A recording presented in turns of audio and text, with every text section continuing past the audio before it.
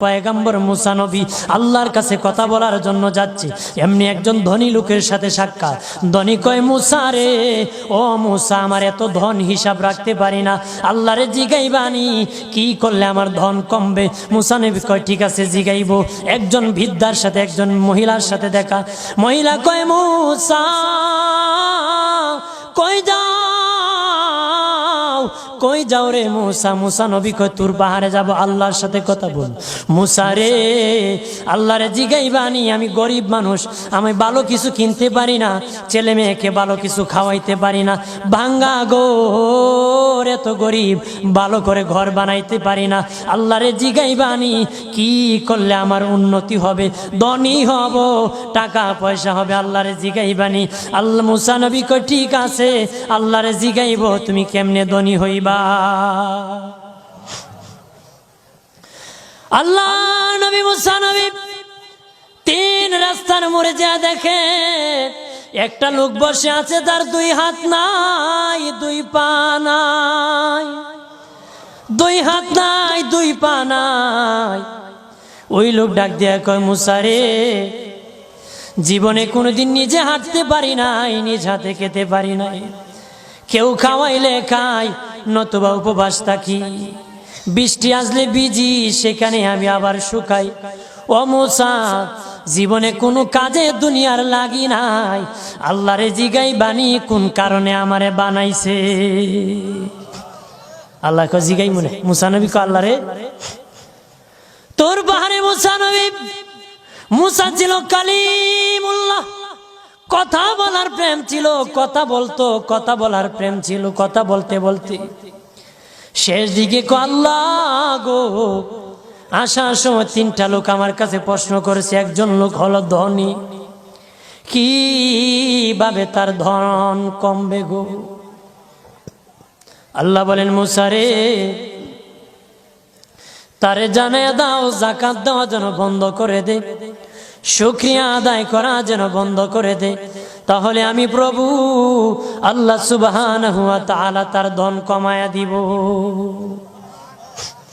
যদি শুকরিয়া আদায় বন্ধ করে, তাহলে ধন আমি কমাই দেব। এরপরে মুসা নবী বলে, ও মালিক, আল্লাহ একজন মহিলা বলেছে তার গরিব মানুষ গরিবী হালত যায় না, যত ইনকাম করে তার একটা ভাঙ্গা ঘর, ভালো ঘর বানাইতে পারে না গো। ও প্রভু, কি করলে তার ঘর উন্নতি হবে, তার অবনতির থেকে উন্নতি হবে? আল্লাহ বলেন, মুসা রে, মহিলারে জানিয়ে দিও, তারে আমি যা দিয়েছি তার উপর যেন সে শুকরিয়া আদায় করে। মুসা নবী বলে, মালিক, তিন রাস্তার মোড়ে গো আল্লাহ, একটা লোক তুমিও দেখতেছো যার হাত নাই, পা নাই। কত মানুষ হাত নাই গো, কত মানুষের পা নাই রে। আল্লাহ কত সুন্দর হাত পা দিয়েছে, কত সুন্দর জবান দিছে, শ্বাস দিতেছে আর নিতেছে। আইসিইউ লাইফ সাপোর্টে যদি একদিন তাকে 50-60 হাজার টাকা লাগে রে।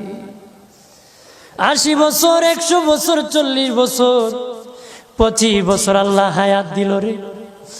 বলো রে শাস্তাগঞ্জের সুন্নি জনতা, আল্লাহরে জীবনে কয় টাকা তোমরা দিছো? কয় টাকা আল্লাহরে দিছো? এই যে শ্বাস দিল, অক্সিজেন দিল আর নিল। অক্সিজেন যদি বন্ধ হয়ে যায়, প্রাণ বাঁচবে না রে। শ্বাস যদি নিতেও না পারো, জীবন শেষ, ছাড়তেও না পারো, জীবন শেষ। অক্সিজেন আল্লাহ দিল, বিনা টাকায় দিল, বিনা পয়সায় দিল, আল্লাহর শুকরিয়া আদায় করতে হবে। আল্লাহ কয়, মুসা, যেই লোক হাত পাও দেই নাই, তারে আমি বানাইছি জাহান্নামের একটা ছিদ্রি আছে, এই ছিদ্রিটা ভরার জন্য, এই ছিদ্রি খানাটা বন্ধ করার জন্য আমি এই মুসায় এই লোকটাকে আমি বানাইছি। সুবহানাল্লাহ বলেন না? মানুষের সম্মান বেশি, মানুষের ইজ্জত বেশি, সৌন্দর্য মানুষের বেশি। আবু বকর সিদ্দিক রাদিয়াল্লাহু তাআলা আনহু মসজিদ নববীতে নবীর পাশে নামাজ পড়ার জন্য যাচ্ছেন গো বাবাজি। ওনার সামনে বৃদ্ধা একজন ইহুদি পড়েছে, বৃদ্ধ মানুষ কুটকুট করে হাঁটতেছে লাঠি বর করে। উনি দেখলেন যদি এই বিদ্যার পিছনে হাঁটেন, মসজিদ নববীতে নবীর পিছনে জামাত নামাজ পাবেন না। আর যদি ধাক্কা দিয়ে চলে যান, মুরব্বীর সাথে বেয়াদবি হবে। আবু বকর সিদ্দিক রাদিয়াল্লাহু তাআলা আনহু আদব দেখাইয়া মুরব্বীর পিছনে আস্তে আস্তে আস্তে আস্তে হাঁটতেছে। মানুষের সম্মান করলে আল্লাহ কত খুশি হয়, আর মানুষকে যে আল্লাহ সুন্দর করে বানায়। আল্লাহ নবী মসজিদ নববীতে সে রুকুর মধ্যে চলে গেছেন, রুকুর মধ্যে চলে গেছেন, রুকুতে কের মধ্যে চলে গেছে, জোরে বলেন, রুকুর মধ্যে চলে গেছেন আল্লাহর নবী। আমার আল্লাহ জিবরিল আমিন পাঠাইয়া নবীকে সংবাদ জানায় দিলেন, ও নবী, আপনার আবু বকর সিদ্দিক আমার এক সৃষ্টি বিদ্যাকে সম্মান দেখাইতে আসতে দেরি হতেছে, আর সে আস্তে আস্তে আপনি রুকুর থেকে উঠে গেলে 1 রাকাত নামাজ পাবে না। নবী গো, রুকুর মধ্যে আপনি পড়ে থাকেন, আবু বকর সিদ্দিক যখন আগমন করবে তখন রুকু থেকে সোজা হয়ে দাঁড়াবেন। জোরে বলে আমার আল্লাহ বলেন, আবু বকর সিদ্দিক আমার সৃষ্টি ইহুদি হোক সম্মান দেখাইছি, ইজ্জত করেছে রে, আমি আল্লাহ আবু বকরকে সম্মান দেখাতে জামাতটা তার জন্য রেডি রেখে দিয়েছি। আব্দুল্লাহ ইবনে আব্বাস নবীজির রওজা দেখে বলেন, পৃথিবীর মানুষ শুনে নাও, এই রওজাওয়ালার জবান থেকে আমি শুনেছি রে, এই রওজাওয়ালার জবান থেকে আমি শুনেছি, রওজাওয়ালার জবান থেকে শুনেছি। নবী বলেছেন, কোন বৃদ্ধ মানুষ যদি একটা গাঁটি নিয়ে দেয়, কেউ এগিয়ে দেয়, লাঠি পরে যদি উঠাইয়া দেয়, বৃদ্ধ মানুষ হাঁটতে পারে না, ধরিয়া ধরিয়া বাড়ি পর্যন্ত পৌঁছায় দেয়। আব্দুল্লাহ ইবনে আব্বাস বলেন, এই নবীর রওজাওয়ালার জবান থেকে, আমার নবীর জবান থেকে শুনেছি। নবী বলেছেন, আমার মসজিদে নববীতে যদি কেউ 10 বছর ইতিকাফ করে একজন বৃদ্ধার লাঠি উঠাই দিলে 10 বছর ইতিকাফ করার সওয়াব আমল নামায় পাবে। হাত পাওয়ার শুকরিয়া আদায় করুন, ধনের শুকরিয়া আদায় করুন। রাজি আছেন তো? ধনী থাকলে ধনের শুকরিয়া আদায় করো, গরিব হলে গরিবী হালতের শুকরিয়া আদায় করো। হাত পাও যদি না দেয়, হাত পাও না দিলে শুকরিয়া আদায় করো।